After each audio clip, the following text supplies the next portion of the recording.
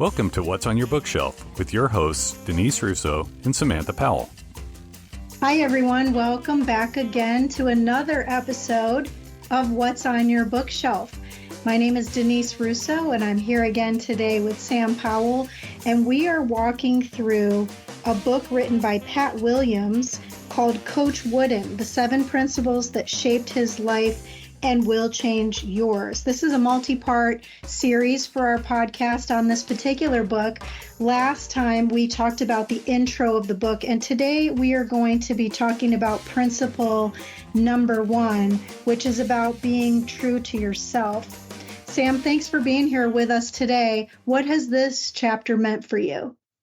Oh, I love this chapter.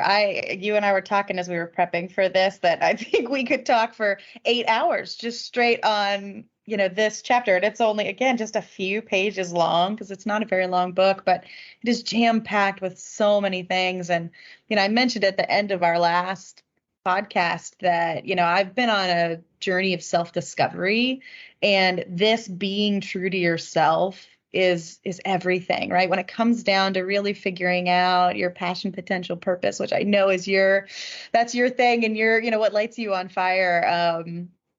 Coming down and coming back around to being true to yourself it's your foundation, it's your rock, it's your anchor, it's the key to really everything else. So it makes sense that it's the first principle to me.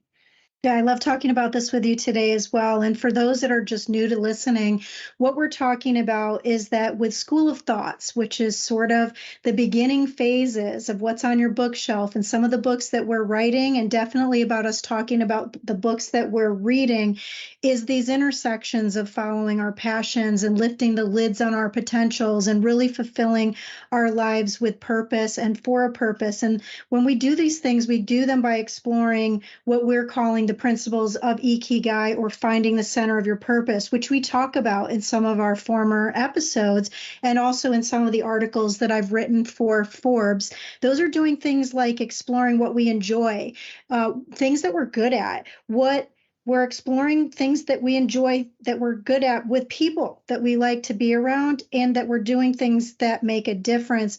And all in all, that starts first with being true to yourself.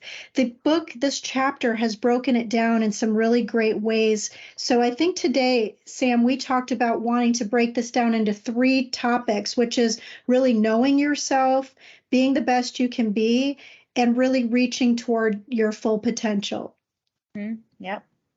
You shared with me before we got started here with this episode something that you read recently in one of John Maxwell's books as you're learning more about growth. Tell us a little bit about what you were learning in one of those laws. I did. Yeah. The quote from this book, the Coach Wooden book, and you said it to me, and I said, oh, yes, I have this one highlighted too. But it's, you must know who you are and be true to who you are if you are going to be who you can and should be. And when I read that, it immediately made me jump to John Maxwell's work with his book, The 15 Invaluable Laws of Growth, which anybody who is trying to be better tomorrow than they were today should read that book and live those 15 laws. But number 2 is the law of awareness. You must know yourself to grow yourself. And John says that a million times. But, when I really think about being true to yourself and who you are, it comes back to that law of awareness. You have to know who you are if you're ever going to get to who you can and should be, which is what, the quote from John Wooden is here. I love that. It actually got me thinking, I was sharing with you earlier, that a lot of these chapters get me thinking about my own life. And a lot of my life has been centered around watching animated films with my kids. Mm-hmm. And when I was thinking about being true to yourself, it got me really thinking about the Disney princesses and also the evil stepmothers. And what you just said about the quote from John Maxwell in his book about growth really got me thinking about Rapunzel or Tangled. And in the movie, Mandy Moore sings this song. She plays Rapunzel in the movie, and the lyrics are around when will my life begin? And she actually knows what she wants, but she's stuck. She's stuck somewhere knowing who she is, but she's not really quite sure where she came from, because basically the evil stepmother stole her away when she was a baby and she's trying to find her parents. And when I was thinking about that stepmother, it also got me thinking about this evil stepmother from Snow White. And in Snow White, we all know this famous line, right? Mirror, mirror on the wall, who's the fairest of them all? And that evil queen was not true to herself. For some reason, there was something that she wasn't being honest with herself, that she needed to look into this fake mirror and get the mirror to tell her that she was somebody that she really wasn't, because she wanted to appear differently. And so it really ties nicely, I think, into what the first part of being true to yourself is, which is really around the idea of honesty. And before we get into that, Frank Arnold, who was an assistant coach to Wooden, he said in this chapter that to be true to yourself means having integrity and doing the right thing even when nobody is looking. So being honesty first starts with being honest with ourselves. And Coach Wooden actually taught that you can fool anyone, but that you should never fool yourself, and to be alert to the dangers of self-deception and be alert to the impulses and temptations that would undermine your character and your reputation. I think we see this all day long on the news, right? Fake news has become its own staple thought, that it's fake news is everywhere. And so if you have to be honest with yourself first before you can be honest with others. In fact, it got me thinking just now of one of my favorite songs and artists, Billy Joel. Billy Joel has a song called Honesty, and the lyrics, if I don't mess them up, are that honesty is such a lonely word and everyone is so untrue. And honesty is hardly ever heard, but mostly what I need from you. And it's mostly what we need in each other. And so I've found that people who have to deliver things like challenging news, for example, always aren't honest. We see it in the news every day with honesty or lack of honesty in sports. I know you're a big fan of sports and also a coach with sports. Tell us a little bit about what this particular part of the book has meant for you about honesty, Sam. Oh gosh, yeah. It's funny. The thing you just said, and I hadn't thought about this until you were just talking now, is it reminds me of the very first time I took a DISC assessment with my very first leadership development program that I went through. And so for those that don't know what a DISC assessment is, it's like a behavior assessment, kind of helps you figure out a lot about who you are, and you answer questions and then it comes out with a report. Well, the very first time I took one of those, I got the results back, and the exercise was, is you were to read through it and highlight what you agreed with in the assessment and X out the things you didn't. And when I went through it, I was like, oh, this is not me. I don't do this. This isn't, whatever. And I was having a really hard time reconciling it. But as I sat down with the mentor who was assigned to me in the program, who I ended up working with for a number of years, and we really talked it out, and he coached me through it, I realized that the assessment was pretty spot on, and I was a lot of those things that immediately I was like, ooh, I'm not that. But the real thing is I didn't want to be that. But the reality is that if I was honest with myself, if I looked in the mirror and I really, I looked at my mirror on the wall there and looked at who, is this actually how I behave and what I do? The answer was yes, I did. And some of those things became the foundation of my very first personal development plan that I put together, and the things that I really worked on, having difficult conversations, sitting down with somebody in kindness and honesty and you're talking about them. That was something I really struggled with early on as a leader, and came out of this assessment that I immediately was like, oh no. But that honesty and that hard look in the mirror was really what helped me figure out and become a lot more true to who I should be and who I became as a leader. I love that story. And I love that you also mentioned DISC. It's one of my most favorite assessments. And if you're just listening in, if it's something that you're interested in learning more about yourself, we have certified coaches, consultants, trainers, and speakers that can deliver the Maxwell method of DISC to anyone, either individuals or groups. I think I've administered maybe over 500 or more of these assessments. And it's a really great way to dig deeper into not only who you are, but for you to understand who other people are and how to best work together, right? Yeah, for sure. So this guides us into really another topic, which is about honesty in business. And there was an article that came out today, and it was an article on economic prosperity written by this guy, Dwight Lee. And we'll have Scott put these links and different information in our show notes. But in the article, he was talking about business success, and he said that people who can't trust each other can't cooperate with each other, and consumers value honesty. And it got me thinking about how, well, you know what? So do employees. We measure things in business like employee productivity, but also leadership trust. And if employees don't think that their leaders are being honest, then those scores go down, productivity goes down, retention goes down. Everything about that business success seems to go down, and it all starts at the top with leaders. In fact, John Maxwell has a quote that says, everything rises and falls on leadership. And if honesty is foundational to leadership, then it makes sense that this is where we start, is to first examine what's in ourselves first. What do you think about that, Sam? Yeah, absolutely. Absolutely. When I think about, one of the foundational thing, right? And I've studied leadership for years and really looked at it. The foundational part about leadership is trust. And the foundational part of relationships in general is trust, right? The more deeper connected you can get to somebody, the more intimate the relationship, you have to deepen the trust more than anything else. I have to know that you are who you say you are, that you act the way that you is consistent with who I believe you to be, because that's the foundation of me trusting you, right? If you say, oh, I'm someone who believes in kindness, and I see you act only in kindness, then I can trust in that. And that helps us have a foundation. And from there you can do a lot, and you can work with a lot. And I love that quote that you just quoted from John Maxwell. That's the quote that made me know he was my guy, that everything falls on, rises and falls on leadership, because that's something that really, really early in my professional career and in my professional life, I think maybe a little earlier than a lot of people realize it, because I was only in my early 20s when this hit me, is that everything about, what was good and bad came back to good leaders, bad leaders. And I've been fortunate to spend a lot of time with good leaders like yourself and, a lot of my mentors and people that I've worked with. But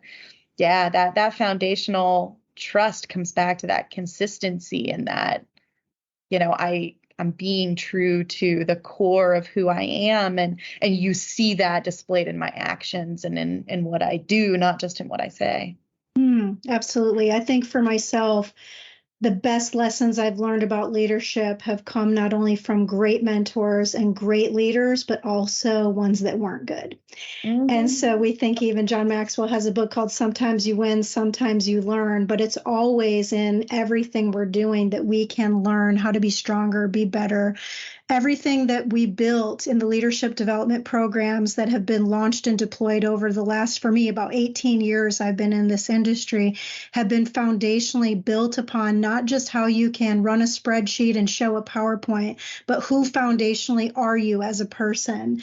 And this is all about being yourself. And in the book, it talks about how to be more concerned with your character than your reputation, because your character is what you really are, while your reputation is merely what others think you are, and to not pretend to be someone you're not, and don't live your life as a lie. And like I say, I could probably do an entire book, a movie, podcast, or a reality show on what it's like to live with bad bosses and great leaders. But you have an example, Sam, that recently that you noticed that was in a different type of a leadership environment on a little league field. Tell us a little bit more about that story. Yep. Yeah. And hopefully, this is actually about my husband. My husband coaches my son's spring baseball team. He's coached his teams for the last few years.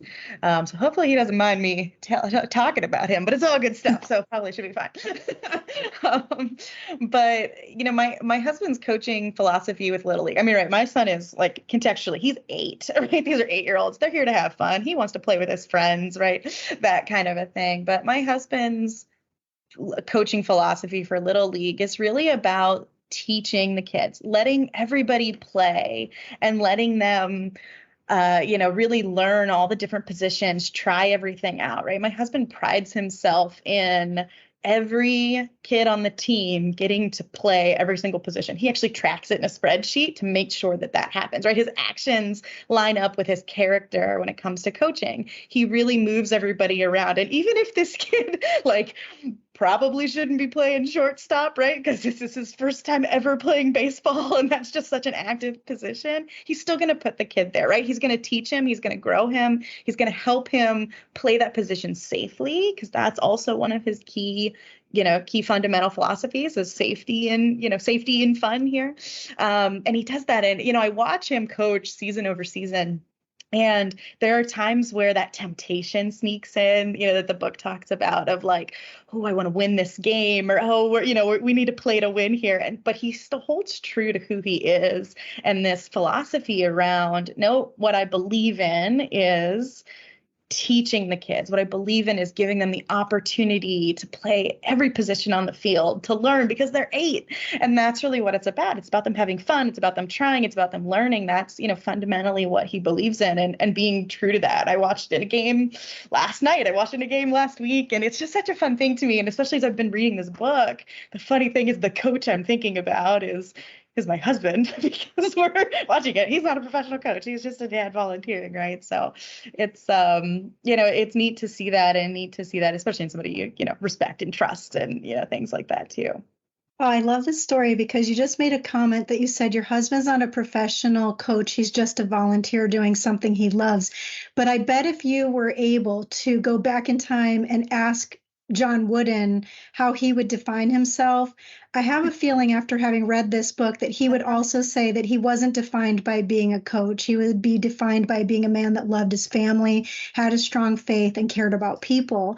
Yeah. And that at the end of it all is really what it is about. And being yourself is this part of the chapter, and that being yourself means being with people who respect and support you just as you are. And I love your story about having the kids play the different positions, because you think about any famous athlete, they had to start from somewhere, whether it was their mom or their dad putting them on a field or on a rink or in a court. They had to start from somewhere. But if you're not yourself, that will ultimately show up. In fact, I recently have had a lot more time on my hands than I have had in the past, and I've never been a really big television watcher. But Olivia, my daughter, has gotten me to start watching this show with her, which I have to close my eyes for most of it, not because it's risque, but because it's scary. And I hate scary movies, but we've been watching Stranger Things. And Stranger Things is this really popular show that came out on Netflix. And there's this character in the show. Well, Coach John Wooden was a basketball coach. There's a character in the show that's a basketball player in high school named Lucas. And I remember in this episode that we recently watched that this young boy was really struggling with having honesty in himself and being himself because he wanted to fit in. And so he really loved the game of basketball, but he was kind of a nerdy kid. He liked playing Dungeons and Dragons. And his core group of friends in Stranger Things are these science kids. Which, by the way, I'm a big fan of science, and I actually probably call myself a nerd, if you will. I was in the band and all those things that maybe society defines us as nerdy. But Lucas stepped away from that because he also wanted to play basketball. And so when he got on this team, there were these episodes or storylines where there were these kids from the basketball team who were the cool kids, and they were trying to get him to do things and be who he wasn't. And it wasn't until the end of the episode when he had to go back and help someone else that he was realizing who he really was. And it got me to thinking about listening to your intuition and to trusting your gut. And in fact, today, I know we're not showing a video perhaps of this podcast to those listening, but I'm wearing one of my favorite shirts. It's an Edna Mode shirt from the Disney Pixar film, The Incredibles. She's my favorite superhero, the unlikely superhero. And Edna Mode said a quote that I love, which was that supermodels, there's nothing super about them. And she questions in the show, who are you and what do you want to be? And when you think about this, Edna Mode, so her character was that she was this fashionista. She was an icon that was building the super suits for the superheroes. And so in this example, here she built a successful career in the fashion world. And yet she was telling clientele that supermodels, there's nothing super about them. And so we talked about this last episode, right? Like who you are on the inside is eventually what shows up on the outside, and you need to be where you can be at your best. And so you had a quote you shared with me earlier from Einstein. What was that quote that you were sharing with, I think, your family Yeah, member? I should have looked it up, so I was reading the actual right word for word. But essentially, it's if you ask a fish to climb a tree, he'll spend his whole life thinking he's stupid. And, the essence of that is that if you're not in the right environment, right, if you're not, if you're not in the place that is going to let you be and reach your full potential, you're going to feel like a failure. I recently was talking to a friend about this, right? Gotten let go from her job and, all this kind of stuff. But as she was telling me, she hated the environment she was sitting in, hated it. It was terrible. It was not the right thing for her at all, but she felt like a failure. But the reality was the environment around her was what failed her because it wasn't the right thing for her. It wasn't the right space. And knowing yourself is knowing some of those things about yourself. What kind of environment do I thrive in? And being really honest is, I can't handle, right? If all the rage right now is to work from home, but you're somebody who needs other people sitting next to you for that accountability to keep working, then you got to be honest with yourself, right? You've got to be in an environment that helps you thrive, that helps you work, and vice versa, right? If you're somebody who, the pressure is to go into the office, but you need quiet focus time, at least some of the time, maybe, it's hybrid or remote that you need to think about, right? So knowing that environment, knowing the types of groups, you need a collaborative environment, or I need a pretty, do it myself type environment, whatever it is, and that's got to be right for you. And that's an aspect of what you have to know about yourself. Oh, absolutely. In fact, I was in a class this week with an author named Patrick Lencioni. He's a leadership author. Many people know him probably from his book, The Five Dysfunctions of a Team. But he recently was talking about his newest book called Working Genius. And he was teaching about how if you're not in the right environment where you can be yourself, then you aren't being true to yourself, which is everything that we're talking about now. And in the book, John Wooden, through Pat's writing, was talking about how if players respect their coach as a person who never compromises his values or principles, those players will believe in him as a leader and they'll follow him anywhere. And it really got me thinking about that from the lens of business. And I switched out player and coach for employee and leader. And the way it sounds then is if employees respect their leaders as people who never compromise their values and principles, those employees will believe in their bosses as leaders that they will follow anywhere. What do you think about that, Sam? Oh gosh, I love that. And it it makes me think of the greatest compliment I've ever gotten in my career to date. A few months ago, you and I were both laid off from a company that we worked for a really long time. And, one of the gifts that I think was given to us, and there's a lot that I'm grateful for in this weird situation, but one of the gifts that was given to us is that we had this buffer time from when they told us and put us on notice to when we were actually out the door. And it gave me personally a lot of time to connect with the people I had spent 15 years working with and growing with and things like that. So what it gave me was the opportunity to sit down in conversation with people and really express gratitude towards them. And what I didn't realize was going to happen was have people express gratitude towards me. And one of the guys that I worked with for forever, just a really, really long time, he was a leader on my team. He was an individual contributor on my team. He'd played a lot of different roles. We'd seen each other kind of grow through our careers together.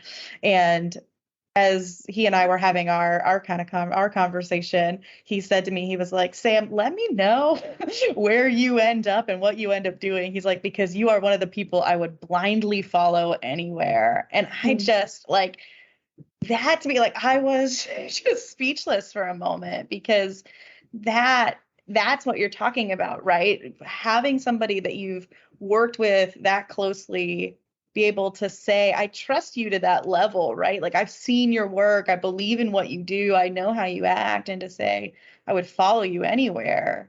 Like, that's awesome. And I have leaders like that I would follow anywhere. Like you and I are off on adventures because I would follow you anywhere. And, I think that's, that to me is really what that's getting at is, you know yourself and you are true to who you are, and people, they come to that. That's a lot of Simon Sinek's work around, finding your why and finding your purpose. People don't buy what you do, they buy why you do it, right? People don't buy what you do as a person, they buy the character that you have, and that who you are, and the fact that you act true to that all of the time. And I love his work, so that's that to me is something that really stands out. He's such a great teacher about digging into why we do the things that we do. And when you think about it, is that you have to know yourself to be able to grow yourself. Denise, I think we've got so much to say on this chapter and this section, and I'm looking at our clock here, and it looks like we're going to go way over. And I know you and I have notes and notes and notes that continue. So why don't we pause the conversation for this week's episode, and then we'll pick it back up next week with a continuation of Be True to Yourself and this first principle, because I think you and I've got a lot more stories to share and a lot more to say. So we'll pick back up for part 2 of Principle 1, which is Be True to Yourself, next week.